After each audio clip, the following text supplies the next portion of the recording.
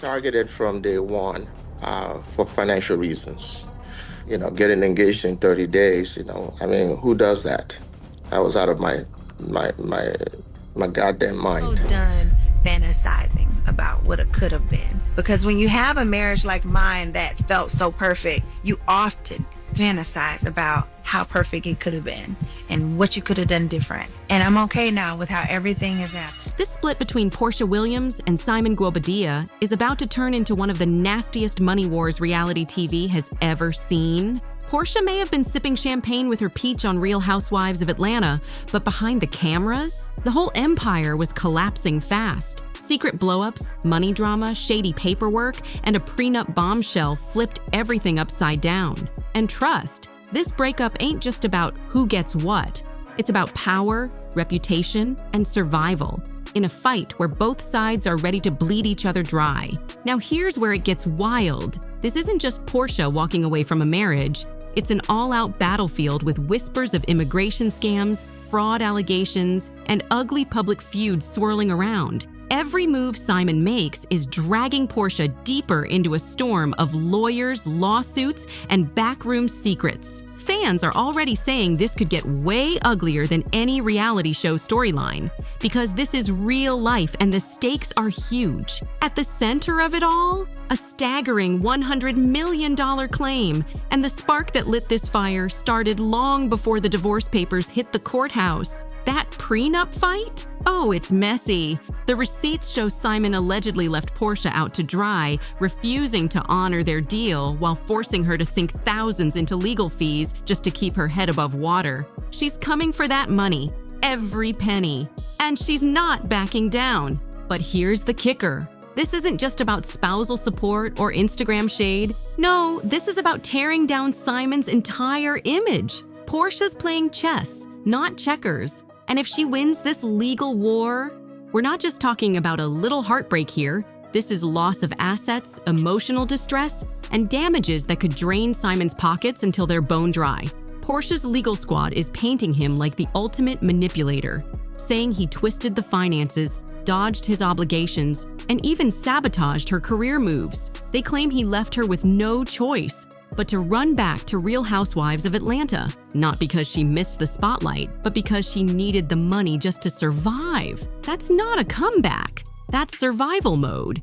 And here's where it gets downright scandalous. Remember earlier this year when Simon got deported after immigration officials dug up his shady fraud past? Yeah, that wasn't just tabloid noise. That's the kind of history that makes judges raise their eyebrows. While Simon is scrambling overseas trying to scrub his name clean, Porsha's back in the States cooking up a monster lawsuit that could leave his fortune in ruins. Regret marrying her? Absolutely. I said to her in one of my text messages to her, because she didn't respond because I kept asking, why did you file for a divorce? And she wouldn't say anything. She's moving like a boss while he's fighting ghosts from his past. But here's the twist. Simon's whole defense hinges on him crying foul about the prenup. In the court docs, he swore up and down that Porsha tricked him. His story: she supposedly told him she was done with Real Housewives of Atlanta, like she was leaving reality TV behind forever. So based on that, he signed the deal. But then, boom. Fast forward, and Porsha shocked everyone by strutting right back onto Bravo for season 16. Simon's lawyers went all in, claiming if he'd known she was keeping that Bravo check flowing, he never would have agreed to split up his $7 million mansion or lock himself into six-figure obligations. But wait, it gets even crazier. He actually accused Porsha of flat-out lying to him, saying she faked her retirement from Housewives just to secure the bag. The judge? They weren't buying it. And that's exactly how Porsha secured alimony, locked down the mansion, and slid into her Rolls-Royce like nothing happened. Simon swore up and down that he signed that prenup under false pretenses. But here's the kicker. The judge wasn't having it. The court enforced that contract word for word. And guess what that meant? Porsha walked away with $40,000 a month in alimony for 15 months, her legal fees fully covered, her Rolls-Royce locked in the driveway. and even the right to stay in the $7 million mansion until 2027. That's a serious haul, at least on paper. But hold up, because to the average person, that sounds like a dream win, right? Wrong. If you've ever peeked into how the rich live, then you know 6 figures a month can vanish fast. Between staff, bills, designer shopping, and private jets, $40,000 barely scratches the surface. And that's exactly why Porsha is doubling down with this jaw-dropping $100 million lawsuit. She's saying Simon not only left her broke, but deliberately sabotaged her entire financial foundation just to trap her. And just when folks thought the prenup saga was the big headline, Simon's immigration scandal turned the whole case upside down. Earlier this year, ICE swooped in and detained him, and yes, he was straight up deported back to Nigeria. This wasn't some small paperwork hiccup either. No, Simon's name has been floating around for years in connection to whispers of credit card scams, shady bank deals, and international fraud schemes. The kind of rumors that don't just disappear, they stack up, and now they're sitting right in the middle of these court documents. Think about how wild that is for a second. You're standing in divorce court swearing you didn't cheat your ex out of money, trying to protect your empire. But meanwhile, TMZ, Page 6, and every gossip blog alive is plastering your face across the internet with headlines tying you to deportation and financial crimes. The contradictions are explosive, and for Simon, the timing couldn't be worse. That's already a terrible look, and that's not even counting the petty antics Simon was pulling on Instagram. But for Porsha's legal team, this whole situation is like Christmas morning with bows and wrapping paper. They don't even have to dig deep or stretch the truth. Simon's reputation is already dragging itself through the mud, and all they gotta do is walk into court and say, "Judge, this man can't even legally stay in the country and you expect us to trust him with money and contracts? Case closed." Let's keep it real. Judges are human. They scroll headlines just like the rest of us. So while Simon is overseas scrambling to fix his image, Porsha's lawyers are stacking paperwork like building blocks, painting him as the worst kind of man: broke, shady, unstable, and a direct threat to her peace of mind. Sent her a text message. I said this was a $5 million rehab project that I took on. This isn't just divorce drama anymore. This is character assassination backed up with receipts. And that immigration scandal? It's not just gossip floating around. It's the exact kind of dirt that makes Porsha's lawsuit swing like a hammer in court. She's not just saying, "He broke my heart." She's shouting, "He wrecked my bank account, destroyed my image, and dragged me through chaos I didn't sign up for." And just when you'd think Simon would lay low, lick his wounds, and try to disappear from the spotlight, nope, he came back swinging with fire of his own. Simon launched a federal lawsuit against Porsha, straight up accusing her of defamation and demanding $500,000. And here's where it gets real messy. The entire case was built around nothing more than some Instagram shade. Porsha had hinted in a post that her ex might be struggling in the bedroom. Yes, we're talking about ED, week D, the whole nine. Simon's lawyers came out swinging, saying, and I quote, "These posts were intentionally crafted to imply that Guabadia suffers from this condition, casting him in a negative and humiliating light." Basically, they tried to argue that Porsha's Instagram shade about him struggling in the bedroom wasn't just gossip, it was a money killer. But hold up. How is having a weak D messing with your bank account? Are you getting paid for the D, Simon? His team claimed the embarrassment cost him business opportunities, scared off investors, and ruined sponsorships. They even tried to argue that his reputation worldwide had been shredded because of a few cryptic hashtags. But Porsha's lawyers weren't letting that ride. They clapped back, saying, "Hold up, she never mentioned Simon by name." And they pointed out that she even used hashtags like #men's health awareness, making it look like a general PSA, not some personal attack on her ex. But let's keep it 100. Everybody with Wi-Fi knew exactly who she was talking about. The timing, the shade, the sly wording, it all lined up way too perfectly. And when your name is already swimming in headlines about fraud rumors, ICE deportation, and prenup drama, The last thing you need is the whole internet laughing at your private business. Targeted from day one for financial reasons. Getting engaged in 30 days, I mean, who does that? I was out of my goddamn mind to have done that. And of course, I'm paying dearly for it. That's lighter fluid on a dumpster fire. Here's the twist, though. Simon thought this defamation lawsuit was gonna flip the script, make Porsha look reckless, and maybe even distract people from his immigration nightmare.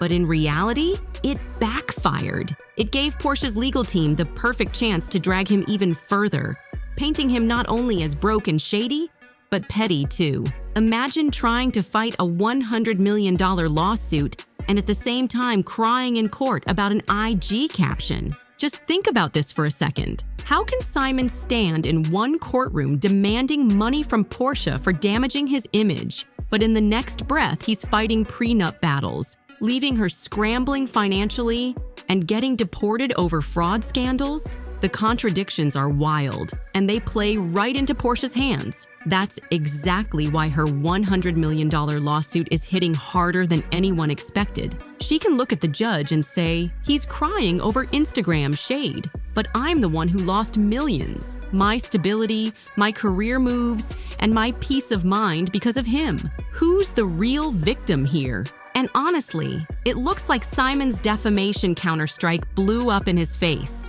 Instead of shutting Porsha down, it handed her legal team fresh ammo.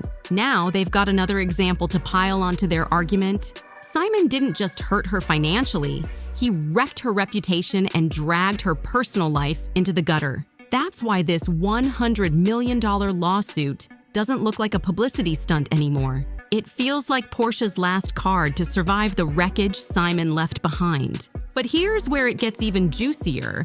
Nothing gave Porsha's team more leverage than Simon's own words. Straight out of his interviews, unfiltered, caught on tape. He tried to tell his truth, but he ended up sounding like a man drowning in regret. Instead of clearing his name, he exposed his bitterness. Simon flat out admitted that he regrets marrying Porsha, calling the whole relationship a setup. He swore that he was targeted for financial gain, that Porsha had a plan from the very start to get into his pockets. He even said he was blindsided by the divorce papers and couldn't understand why it all fell apart so fast. In his own words, he admitted, "I kept asking myself, why did you file for divorce? Do you regret it?" Simon sat there in that interview, and at first, he wouldn't say much. Just blank silence, like he was caught off guard. But then, the words spilled out, and it felt less like honesty and more like a full-blown coup against his own marriage. He confessed he felt vulnerable after divorcing his last wife, Fallon, and that's when things got wild. One second, he's saying he regrets everything and was blindsided by Porsha's divorce. But the next, he's calling her a $5 billion rehab project. Hold up. What is it, Simon? Are you the victim, or are you out here treating Porsha like some fixer-upper house you tried to flip for profit? The contradictions alone make his entire story sound shaky and unbelievable. And he didn't stop there. Simon went on to claim that Porsha slid into his DMs, praying for him. And just 30 days later, boom, they were engaged. His exact words, "I think it was targeted. I was targeted from day one for financial reasons." Getting engaged in 30 days? Who does that? I was out of my god-dark mind to have done that. Of course I'm paying dearly for that. That's not love talk. That's regret mixed with bitterness. And the whole world could hear it in his voice. Now here's the kicker. By saying all this, Simon basically undermined his own case. If he admits he rushed into an engagement in 30 days while vulnerable, how does he turn around and act like he was tricked into everything else? The story doesn't line up. And that rehab project line? It says everything about how he really viewed the marriage. To him, Porsha wasn't a wife. She was a project, a symbol, maybe even a trophy he thought he could fix up and show off. Simon compared Porsha to a rehab project, and the way he described it was like pouring money into a house that ends up costing more than it's worth. But here's the problem. That backfired big time. Instead of making him look like a victim, his own words exposed that he always viewed Porsha through a financial lens, like he was calculating receipts from day one. And when you line that up with her lawsuit, suddenly it doesn't sound like exaggeration at all. It sounds like proof. Proof that Simon used money like a weapon in the relationship, controlling, withholding, and twisting it until she was left broken. Think about it. If a man is out here calling his wife a rehab project and openly admitting that he rushed into marriage out of his god dog mind, doesn't that match perfectly with her claim that he was manipulative and sabotaging her finances? He wanted control, not partnership. So while Simon plays the "I was blindsided, I was targeted" card in public, those same interviews hand Porsha's lawyers free ammo on a silver platter. They can walk into court and say, "Judge, even he admits he treated this marriage like a bad investment, not a real union." And that's the kind of narrative that hits hard when you're talking about financial damages in the hundreds of millions. Because here's the thing. Porsha's not just suing out of spite or trying to drag her ex through the mud for fun. She's suing because in her eyes, Simon wrecked her financial stability, crushed her public image, and stripped her peace of mind. That's a trifecta you can't just sweep under the rug. And while Simon was out here spiraling in interviews, crying about regret and missed opportunities, Porsha was quietly rebuilding her life. On Real Housewives of Atlanta, she showed fans just how deep the damage ran, literally house hunting with her mom and her sister Lauren, trying to find a brand new place to start over. Porsha straight up admitted she's anxious, confessing on camera that she doesn't even know where she and little PJ are going to end up living. And you could feel the weight of it in her voice. She was walking through a $4.2 million mansion, trying to picture a future. But every step came with that $4.2 million stress tag hanging over her head. It wasn't just house hunting. It was survival shopping. Then came the moment that said it all. The realtor showed her a media room and casually mentioned, "Oh yeah, this could even fit a golf simulator." Without missing a beat, Porsha cracked back with, "We left that person that likes golf at the other house." The shade was icy. But behind that laugh, you could see it wasn't just a joke. She was cutting ties, trying to rebuild her life piece by piece while still carrying the scars. Think about it. This woman went from planning her dream life in Simon's $7 million mansion to basically starting over, walking through new houses like a single mom rebuilding her world from scratch. That's not petty TV drama. That's real anxiety, real stress, and a real fight for stability. The glitz might still be there on screen, but the struggle underneath, that's raw. And that's why the lawsuit matters so much. It's not about being spiteful, it's about survival. Porsha is saying, "I gave this man everything, my time, my name, my loyalty, and he left me scrambling." Now she's demanding $100 million to make sure she and her daughter aren't left with nothing. And with Simon firing back through defamation claims, prenup battles that already drained his pockets,